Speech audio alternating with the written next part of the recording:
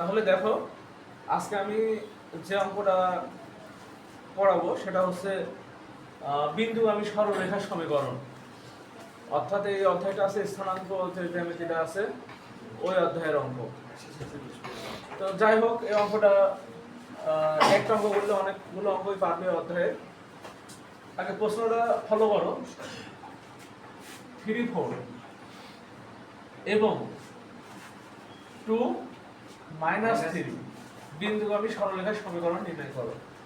তো অঙ্কটা শুরু করার আগে আরেকটি কথা বলতেই হয়, সেটা হচ্ছে আমি একজন নতুন ইউটিউবার, নতুনই চ্যানেলটা খুলেছি। তো আপনারা যারা নতুন দেখছেন অবশ্যই আমার চ্যানেলটাকে সাবস্ক্রাইব করবেন, সাবস্ক্রাইব করে পাশে থাকবেন।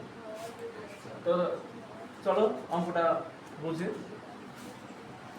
তো সমাধানে আসি। সমাধান করার আগে আমার এটুকু তুলতে হবে 3, 4 এবং 2, -3 বিন্দুগামী সরলরেখার সমীকরণ। এতে একটু ভালো করো, এটা তুলতে হবে। এখন আমাদের বিন্দুগামী সরলরেখার সমীকরণের সূত্র, এই সূত্রটাই হচ্ছে মেন।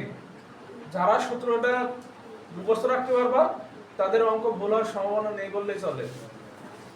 তাহলে এখানে প্রথমে y - y1, নিচে y1 - y2, তারপরে x - x1, নিচে x1 - x2।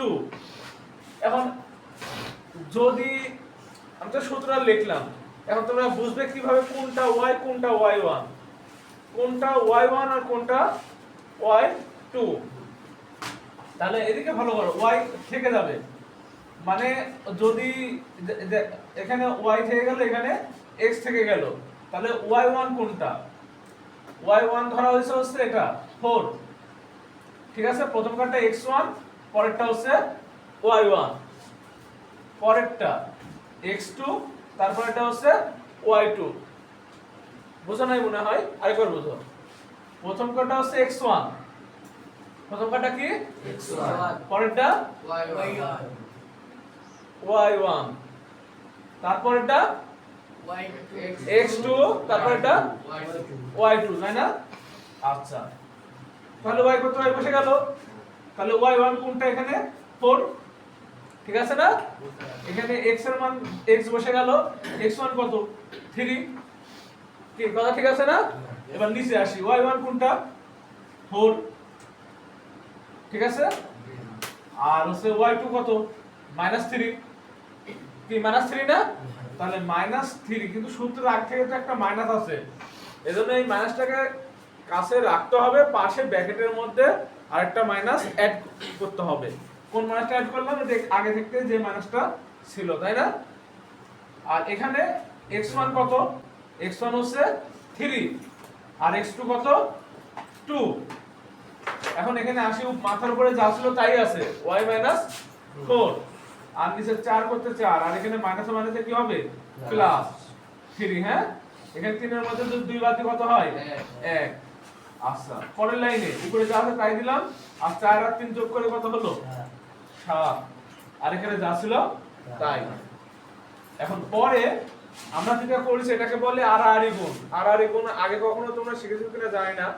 আড়াআড়ি গুণ হচ্ছে এটার সাথে ওই মাথার উপরে যেটা আছে সেটার গুণ, আর ওই একের সাথে এর মাথার উপর যেটা আছে সেটা গুণ। বুঝছো? আড়াআড়ি গুণ মানে এই নিচ কাটাতে আড়াই যে আড়াআড়ি হচ্ছে না? আর এই একাশি এই আড়াআড়ি, তাহলে 7 দিয়ে যদি x এর গুণ করি কত হয়? 7x। আবার 7 দিয়ে কাক গুণ করব? 3x গুণ করব। তাহলে 3 7 কত? 21। মাইনাস কেন হলো? কারণ 3 এর আগে মাইনাস আছে। এবার 1 এর সাথে y এর গুণ করলে কত হয়? y হয়। 4 এর সাথে 1 গুণ করলে কত হয়? 4ই হয়, ঠিক আছে। এখন বিষয় হচ্ছে আমরা সমীকরণ তৈরি করতে বলেছে। সমীকরণ যখন তৈরি করতে বলবে একটা কথাই মনে রাখবা, যে ডান পাশে যেগুলোই থাকুক না কেন সবগুলো বাম পাশে চলে আসবে, আর ডান পাশে 0 হয়ে যাবে। এটা মাথায় রাখতে হবে সমীকরণ করার সিস্টেমই। তাহলে কি বুঝলাম? যে ডান পাশে যেগুলোই থাকুক না কেন সবগুলোই কোন পাশে চলে আসবে? বাম পাশে চলে আসবে। আর যখন বাম পাশে আসবে তখন একটা জিনিস ফলো রাখতে হবে, যে প্লাস থাকলে মাইনাস হবে, আর মাইনাস থাকলে কি হবে? প্লাস হবে, তাই না? তাহলে y এর আগে কি ছিল প্লাস, কিছু নাই মানে কি প্লাস, তাহলে এবারে কি হয়েছে মাইনাস, 4 এর আগে কি আছে 4 এর আগে আছে মাইনাস, তাহলে এবারে কি হবে প্লাস। এখন 7x বসে গেল, y বসে গেল। এখন মাইনাস 21 এর মধ্যে প্লাস 4 কি করব বিয়োগ করব, কারণ বড় সংখ্যার আগে বিয়োগ, তাই না? তাহলে 21 থেকে 4 বাদ দিলে কত হয় 17, আর এবার কি হয়ে গেল 0। আমাদের সমীকরণ তৈরি হয়ে গেছে। কথা কি বুঝাতে পারছি?